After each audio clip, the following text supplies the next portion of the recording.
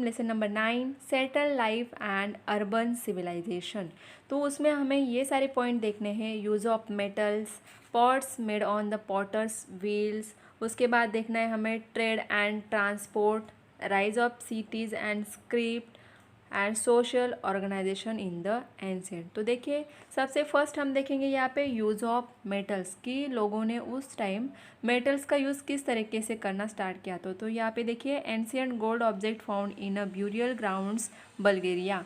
तो यहाँ पे जो बल्गेरिया प्लेस है यहाँ पे ब्यूरियल ग्राउंड्स मतलब ज़मीन के नीचे से इस तरीके से गोल्ड मेटल जो होता है, हम लोग जो सोना यूज़ करते हैं, उसके कुछ ऑब्जेक्ट इस तरीके से ज़मीन के नीचे से लोगों को मिले थे। You may have wondered about the first metal that humans use. Museum in Europe had large collection of prehistoric artifacts and antique objects. तो उस टाइम के लोग भी मेटल्स का यूज़ करने लगे थे। तो यहाँ पे यूरोप में म्यूज़ियम में हमें बहुत सारे जो प्री हिस्टोरिक आर्टफैक्ट है या फिर एंटिक ऑब्जेक्ट है वहाँ पे म्यूज़ियम में हमें दिखाई देते हैं। A scholar name Christian Thomsen introduced a method for classifying them. तो वहाँ पे जो क्रिश्चियन थॉमसन थे, ये एक स्कॉलर थे। उन्होंने क्या किया यहाँ पे जो लोग मेटल्स का यूज़ करने लगे थे तो उसके हिसाब से उन्होंने क्या किया है, क्लासीफाई किया है मेथड्स को। It is called the 3 age system. तो इसी जो क्लासिफिकेशन उन्होंने किए थे, इस क्लासिफिकेशन उन्होंने क्या नाम दिया है, 3 age system. Thomsen classified the objects into 3 groups. तो ये सिस्टम को क्लासीफाई करने के लिए उन्होंने यहाँ पे क्या किए हैं, 3 ग्रुप्स किए हैं। तो उसमें फर्स्ट ग्रुप क्या है, स्टोन टूल्स, मीन्स क्या, स्टोन एज। जो जैसे कि हमने पहले प्रीवियस लेसन्स में देखा है कि स्टोन एज में लोग क्या करते थे, यहाँ पे जो टूल्स थे उनके किससे बनाते थे, स्टोन से बनाते थे। तो उसे नाम दिया गया था स्टोन टूल्स, स्टोन एज। और सेकेंड उन्होंने ग्रुप बनाया था जिसको नाम दिया था copper tools and other copper articles, copper age. तो जिस एज में या फिर जिस टाइम लोगों ने अपने टूल्स कॉपर से बनाना स्टार्ट किया था या फिर जो भी उनके आर्टिकल्स थे उनको उन्होंने कॉपर से बनाना स्टार्ट किया था, उसको उन्होंने नाम दिया था copper age. And third one जो ग्रुप बनाया था वो था iron tools and other iron articles, iron age. तो उस एज को उन्होंने नाम दिया था आयरन एज, जिसमें लोग अपने टूल्स किससे बना रहे थे, आयरन से बना रहे थे। जो भी आर्टिकल्स वगैरह थे वो उन्होंने किससे बनाना स्टार्ट किया था, आयरन से। तो इस तरीके के 3 ग्रुप्स यहाँ पे हमें दिखाई देंगे। Thomsen establish with the help of evidence that stone tools were the earliest. तो यहाँ पे थॉमसन ने जो स्टडी किया था या फिर जो उनको एविडेंस मिले थे वहाँ पे, तो उसके हिसाब से उन्होंने ये कहा है कि अर्लीस्ट, सबसे अर्लीस्ट अगर हम देखेंगे तो लोग क्या करते थे, स्टोन का यूज़ करते थे और स्टोन के ही टूल्स बनाते थे। The period of copper tools and articles was next. तो उसके बाद में जब उनको ये समझ में आया कि कॉपर मेटल वो यूज़ कर सकते हैं, उसे अपने टूल्स आर्टिकल्स बना सकते हैं, तो उसके बाद में उन्होंने क्या किया, कॉपर का यूज़ करना स्टार्ट किया। It was follow by the period of iron tools and article. और उसके बाद में जब उन्हें ये समझ में आया कि आयरन सबसे क्या होता है, स्ट्रॉन्ग मेटल है कि जिससे हमारे टूल्स अच्छे बन सकते हैं, तो उन्होंने फिर आयरन का यूज़ किया। Accordingly the 3 periods were name the stone age, copper age and iron age respectively. तो जैसे जैसे लोगों ने पहले स्टोन को यूज़ किया तो उसको नाम दिया गया stone age.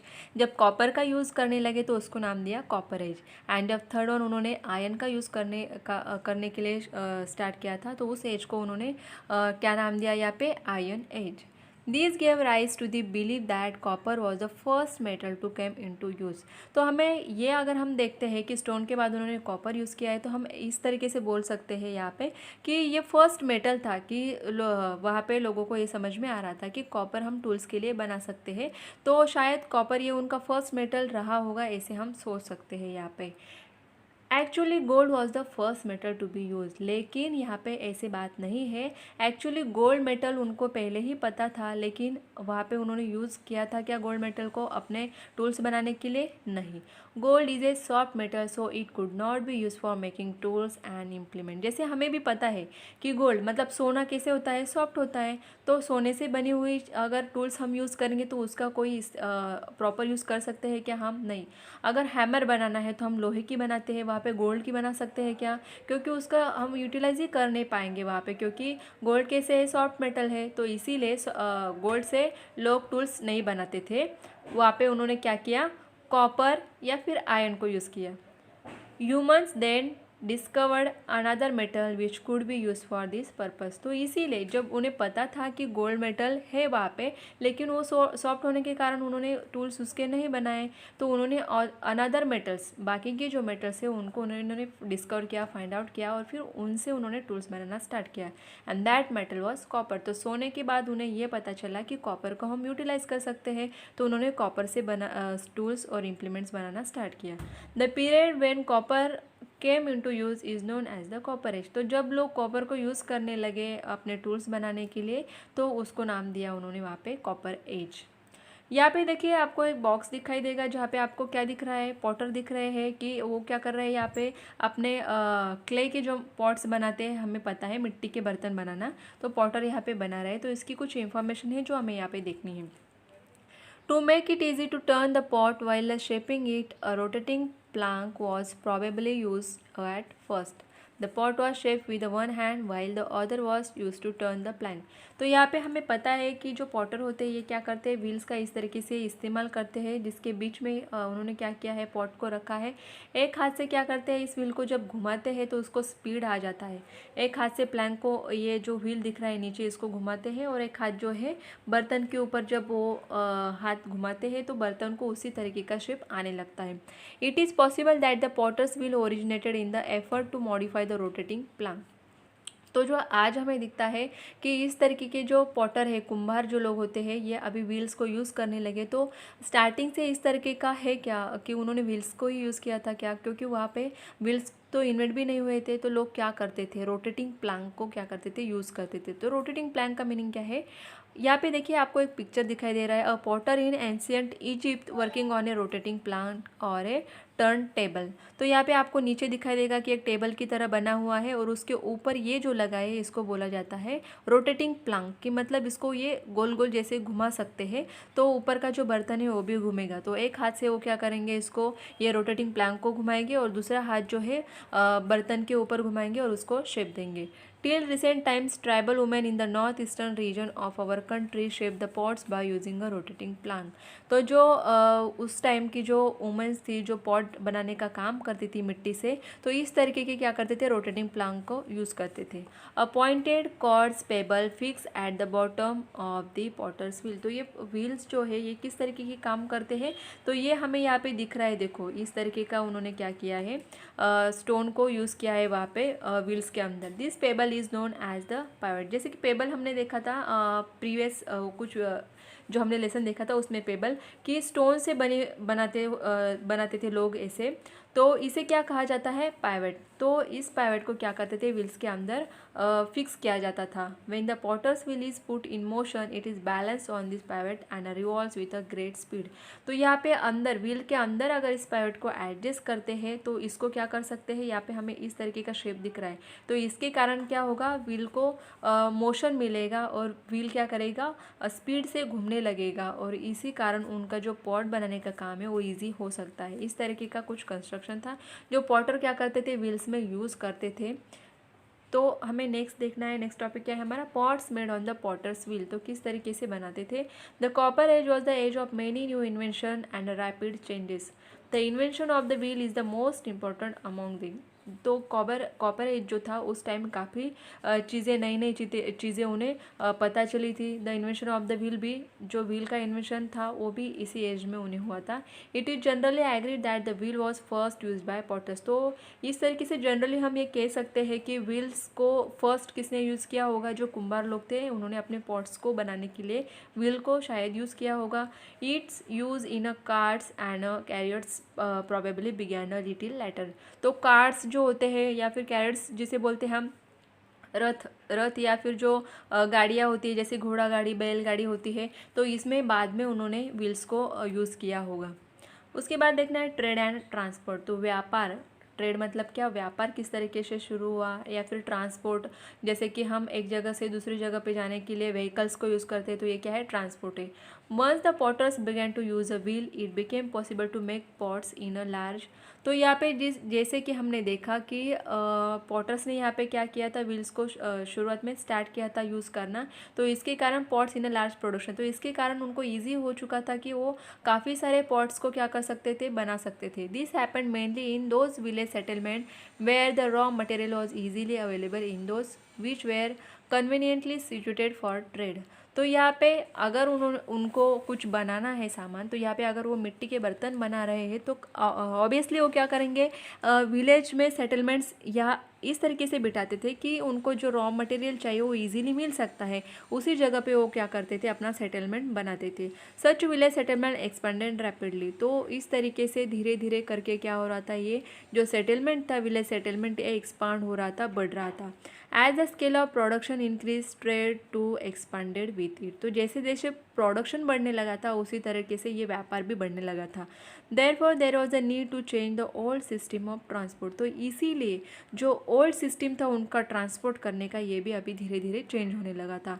It was in this period that wheel vehicle like a cars and chariots were first brought into use. तो उसीलिए अगर ट्रांसपोर्ट उनको करना था एक जगह से दूसरी जगह पे, तो उनको इस तरीके से बैलगाड़ी, रथ जिसे बोलते हैं हम, या फिर घोड़ा गाड़ी, ये सब चीज़ें उनको यूज़ करने पड़े थे, और उनमें उन्होंने व्हील का भी यूज़ किया.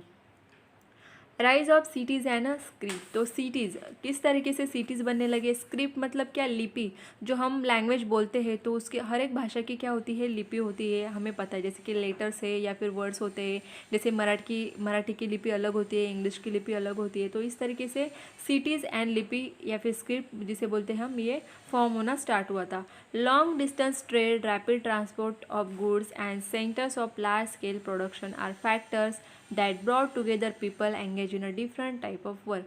तो जैसे कि यहाँ पे व्यापार बढ़ने लगा था, ट्रांसपोर्टिंग बढ़ने लगा था चीज़ों का. गुड्स मतलब क्या, जो चीज़ें वो लोग बना रहे थे उसको एक जगह से दूसरे जगह पे लेके जाना, ये सब चीज़ें अभी होने लगी थी. इनके कारण ज़्यादा से ज़्यादा लोग अपने काम में क्या हो रहे थे, एंगेज थे, बिजी थे.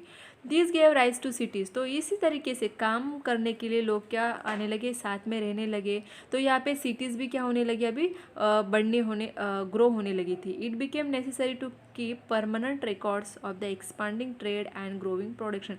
तो इसीलिए उनको यहाँ पे ज़रूरत पड़ने लगी कि जो भी वो काम कर रहे हैं या फिर व्यापार को बढ़ा रहे हैं, तो इनके रिकॉर्ड्स रखना भी ज़रूरी था. By now, signs and symbols had already come into use for the purpose of record keeping. तो यहाँ पे लोगों ने क्या किया कि इस तरीके के रिकॉर्ड रखने के लिए उन्होंने साइंस एंड सिम्बॉल्स को यूज़ करना शुरुआत कर दी थी. तो देखिए यहाँ पे आपको पिक्चर भी दिखाई देगा. Wheels, carts and chariots were first use in a Mesopotamia. तो यहाँ पे इस तरीके के उन्होंने कैसे हम घोड़ा गाड़ी, बैलगाड़ी बोल सकते हैं, इस तरीके के बनाए होंगे.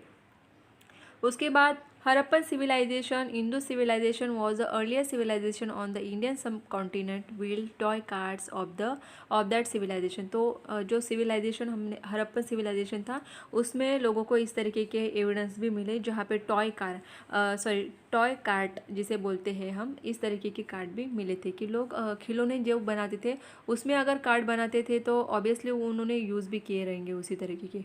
Broken pieces of clay pots with such sign have been found in a large numbers during excavation. तो एक्सकवेशन जिसे हम बोलते हैं कि खुदाई होने के बाद यहाँ पे ब्रोकन पीसेस, क्ले पॉट्स जो होते थे, मिट्टी के पॉट्स होते थे, उनके टूटे हुए टुकड़े जो थे लोग साइन के लिए शायद यूज़ करते होंगे, इसीलिए लार्ज नंबर ऑफ जो पीसेस थे एक्सकवेशन में मिले थे. The increase in trade and production and the growth in the volume of records to be kept resulted in much modification and improvement in the science and symbols use for this purposes. तो जैसे जैसे व्यापार बढ़ने लगा उसके record बनाने के लिए उनको क्या ज़्यादा ज़रूरत पड़ने लगी रिकॉर्ड्स करने के लिए. तो यहाँ पे साइंस एंड सिम्बॉल्स भी इम्प्रूव होने लगे थे धीरे धीरे अभी. In this way each culture develop its own script. तो यहाँ पे साइन एंड सिम्बॉल से तो काम नहीं बन रहा था, तो इसीलिए लोगों ने अभी अपनी स्क्रिप्ट, अपनी लिपि, खुद की लिपि बनाना शुरुआत कर दी थी यहाँ पे. तो देखिए नेक्स्ट पेज पे हम देखेंगे example of ancient science and symbol. तो इसी तरीके से देखो पॉट्स के ऊपर आपको कुछ साइन सिंबल दिख रहे हैं, तो कुछ हर एक साइन और सिंबल का उन्होंने कुछ मीनिंग रखा होगा और इस तरीके से वो लोग क्या करते थे, यूज़ करते थे. Social organisation in the ancient cities. It is true that rise in a trade had been the major factor that contributed to the emergence and development of cities. तो यहाँ पे हम बोल सकते हैं कि व्यापार के कारण या फिर कामकाज के कारण यहाँ पे लोगों में या फिर सिटीज़ में डेवलपमेंट हमें धीरे धीरे दिखने लगी थी. However, the culture of those cities had its roots in the culture of village settlement of the New Stone Age. तो यहाँ पे उनका जो कल्चर है धीरे धीरे अभी क्या होने लगा था, चेंज हो रहा था न्यू स्टोन एज से. The face system rooted in the agricultural way of life continue in the urban way of life too. तो जैसे कि ओल्ड न्यू स्टोन एज में लोग क्या कर रहे थे, एग्रीकल्चरल खेती ज़्यादा से ज़्यादा करने लगे थे. तो जैसे कि उनकी लाइफ सेट होने लगी थी वहाँ पे, उसी तरीके से अर्बन एरियाज़ में सिटीज़ में लोग क्या कर रहे थे, अपने अपने काम में अभी बिजी होने लगे थे.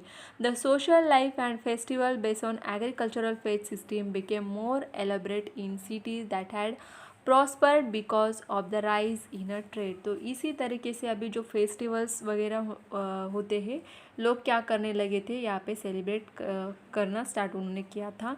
Grand temples were built in many cities. तो काफ़ी सारे सिटीज़ में अभी बड़े बड़े टेम्पल्स, मंदिर बनने शुरू हो गए थे. Chief of those temples became a chief administrator of those cities. तो जो टेम्पल के चीफ होते थे, जो कामकाज संभालते थे उस मंदिर का, वही लोग एडमिनिस्ट्रेट का करते थे, अपने सिटी को भी संभालते थे. Later the position of the temple head and that of the king went to the same individual. तो उसी को जो राजा वो लोग बनाते थे, वही क्या करते थे, टेम्पल का उसे हेड बनाते थे. This was the beginning of the ancient urban civilisation of the world. तो पूरे वर्ल्ड में यही होता था, एंशंट टाइम में अर्बन सिविलाइजेशन फॉर्म होना स्टार्ट हुआ था. And we will learn more about